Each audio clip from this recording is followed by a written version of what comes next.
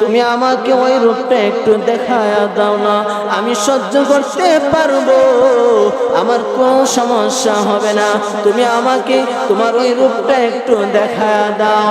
কেমন সময় মালাকুল মউত আজরাইল ফেরেশতা ডাক দিয়ে বললেন, ও পয়গম্বর আপনি একটু ঘুরে দাঁড়ান। এমন সময় মালাকুল মউতের কথা মতো এই ইব্রাহিম আলাইহিস সালাম একটু ঘুরে দাঁড়াইলেন। যেই মাত্র ইব্রাহিম আলাইহিস সালাম ঘুরে দাঁড়াইলেন, এমন সময় মালাকুল মউত এমন ভয়ানক এক আকৃতি ধারণ করলো রে বাবা, এমন ভয়ানক আকৃতি ধারণ করে মালাকুল মউত আজরাইল ফেরেশতা ইব্রাহিম আলাইহিস সালামকে ডাক দিয়ে বলে, আপনি আবার একটু ঘুরে তাকান।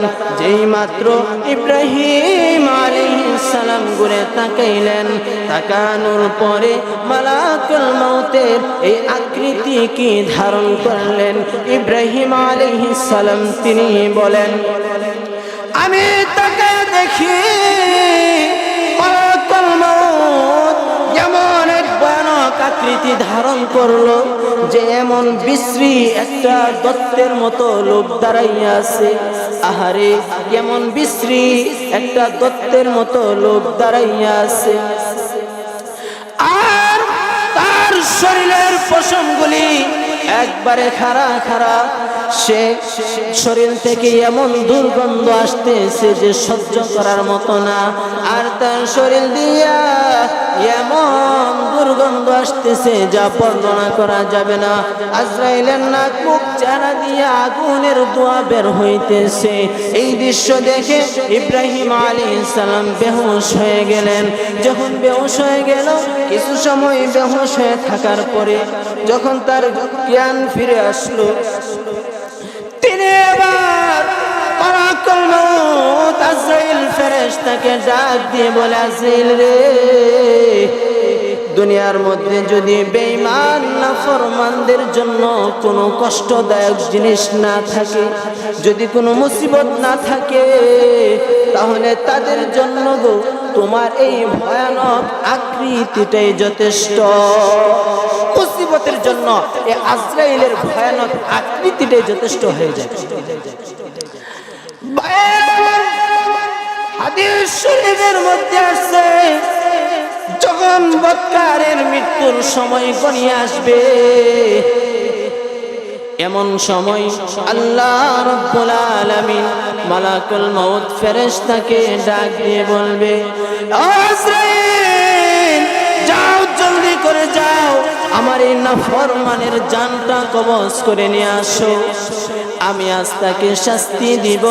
দুনিয়ার জমিনে থাকতে তাকে আমি চলার জন্য সমস্ত সুখের সামগ্রী দান করেছিলাম, এরপরেও সে আমার নাফরমানি থেকে বঞ্চিত হয় নাই, আমার নাফরমানি সে ছাড়ে নাই। ও আজরাইল, যাও, জলদি করে যাও, আমার এই নাফরমান বান্দাকে নিয়ে আসো, আমি তাকে আজ শাস্তি দিব। এবার আজরাইল এমন ভয়ানক আকৃতি ধারণ করে এই বৎকারের সামনে উপস্থিত হবে। জাহান্নামের আগুনের তৈরি কাঁটাযুক্ত লোহার গর্জন নিয়ে আজরাইল এই বৎকারের সামনে উপস্থিত হবে। মুসলমান, এই আজরাইল ফেরেশতার সাথে একজন আর দুইজন নয়, 500 ফেরেশতা আসবে। প্রত্যেকটা ফেরেশতার হাতে জাহান্নামের আগুনের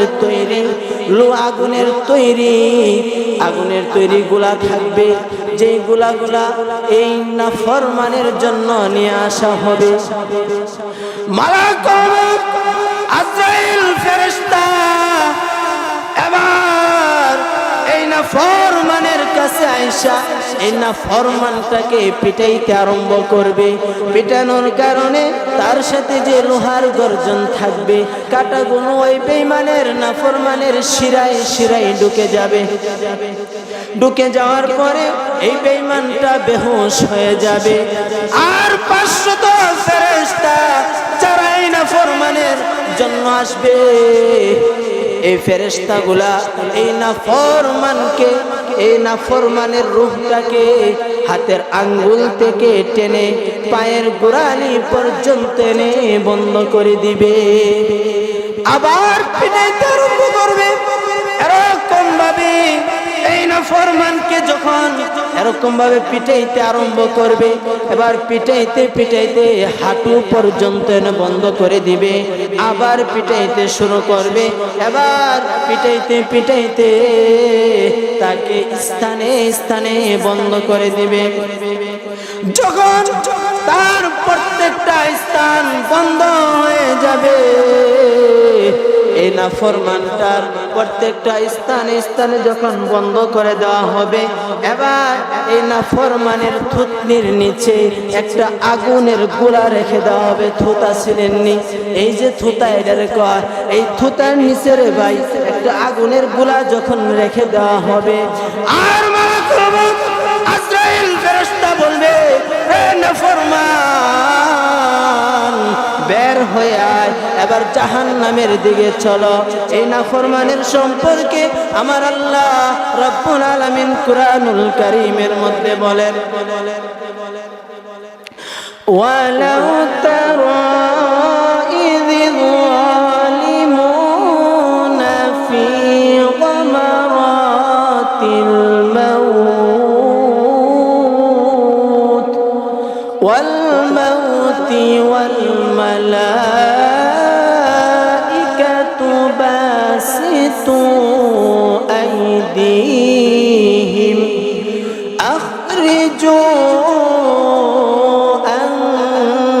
আনফুসাকুম আল ইয়াওমা তুজজাউনা আযাবাল হুনি বিমা কুনতুম তাকুলুনা আলাল্লাহি গায়রাল হক ওয়া কুনতুম আন